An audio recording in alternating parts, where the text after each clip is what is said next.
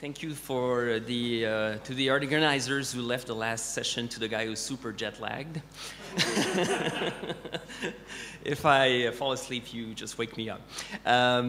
Actually, when Dylan asked me to put together a quick presentation about what I thought were features of a perfect local media company in 5 years, then I went a little bit crazy. And I picked up a bunch of things. So I did almost like a police sketch. I took a bunch of features that I really like in current social media websites, and I really think these will be part of our world in the next 5 years. Now, the way we want to do this is I'm going to present what I think are interesting features that we will see appear, but we will be more interactive afterwards with Dylan coming up on stage and talking to you and asking you basically to contribute and say, well, do you agree with what I put there? Did I forget anything? And how can we build these features, this feature list, with things that are very relevant from a local media point of view. So let me quickly go through the presentation I built.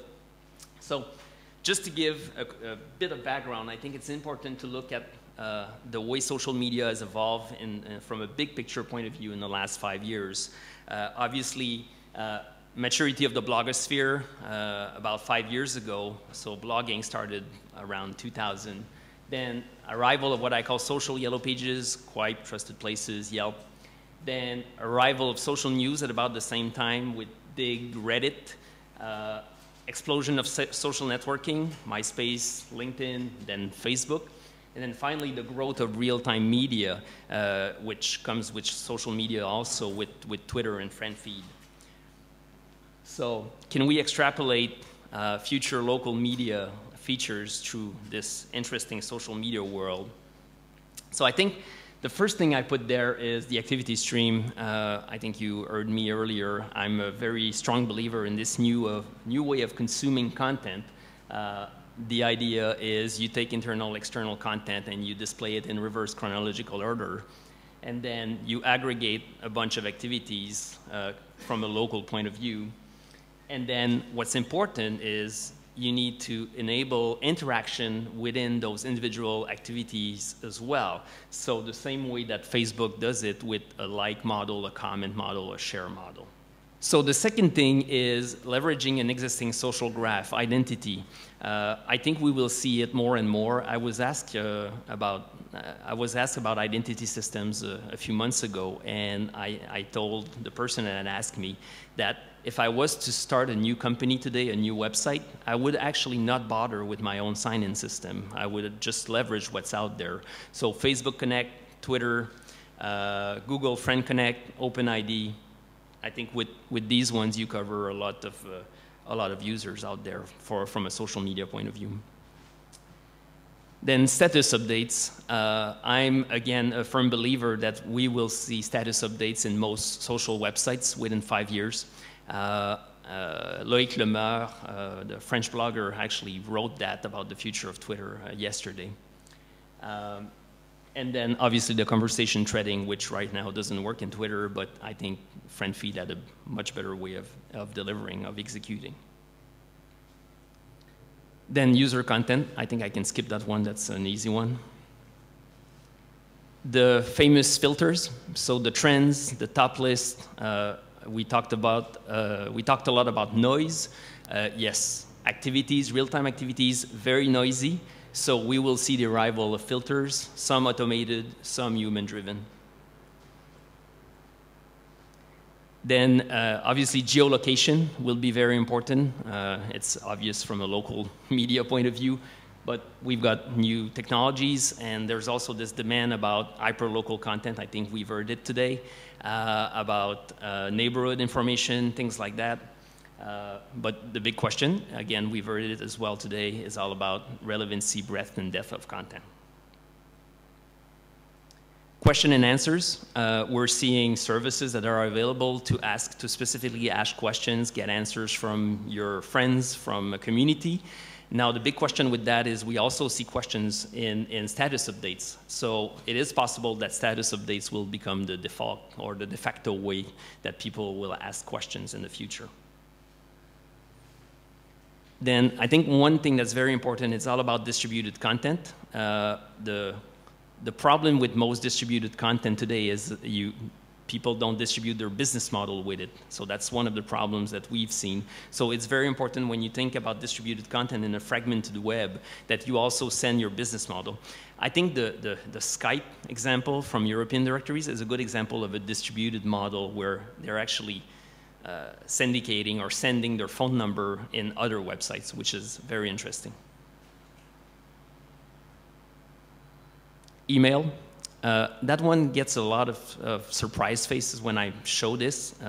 Most people thought that email was dead. It's actually not. And it's very useful if you look at the way social websites are using it to bring people back, to remind them to come back and check out the content and check out what your friends are talking about.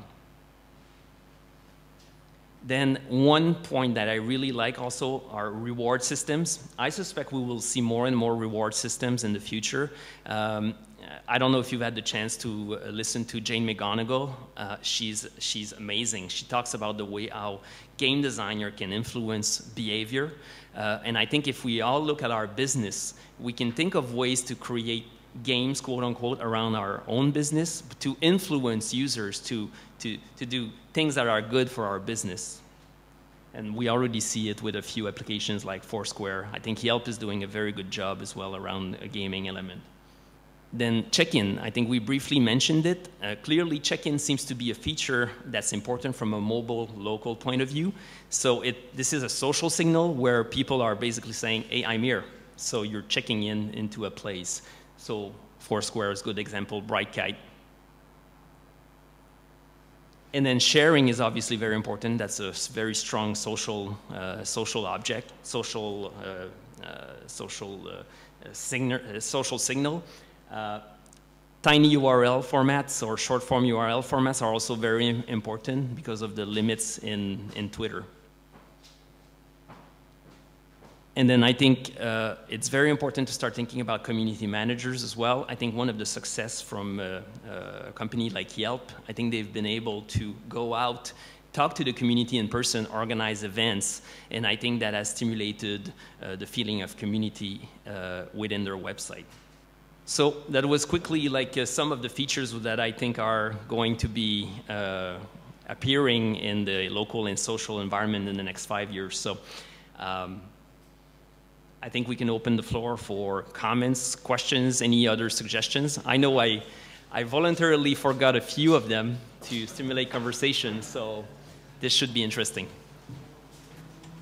Well, I mean, the one that I saw that you missed was, we'll call it multi-channel. You want to be able to get your content on any device, any channel, whether it's mobile, repackage it, time shift it. We heard that in the TV presentation. It's basically, and so any media company has to be able to repackage their content to be consumed in that different way. Different bite-sized chunks, different form factors, and that's probably only going to get more complex. I think so, and I think it comes down to the ability to be able to deportalize your content and business model. So as soon as you're able as soon as you have an API, you're basically able to build websites or functionalities or applications into any environment, basically. Yeah, you may have been alluding to this when you talked about rewards gaining prominence, but one of the things for me, and I admit that I'm probably an outlier in this room because I'm not on Facebook and I use social media very little. And part of the reason why that is because there's no way to rate the quality of a review. It's the same reason I don't use the Zagat guide, because I have no idea what this person's taste actually is. And so in the same way that in eBay, for example, you have rated sellers, it seems that that's a very big gap in the whole local social space, because I have no idea whether something you love is going to, it goes back to the one man's trash is another man's treasure.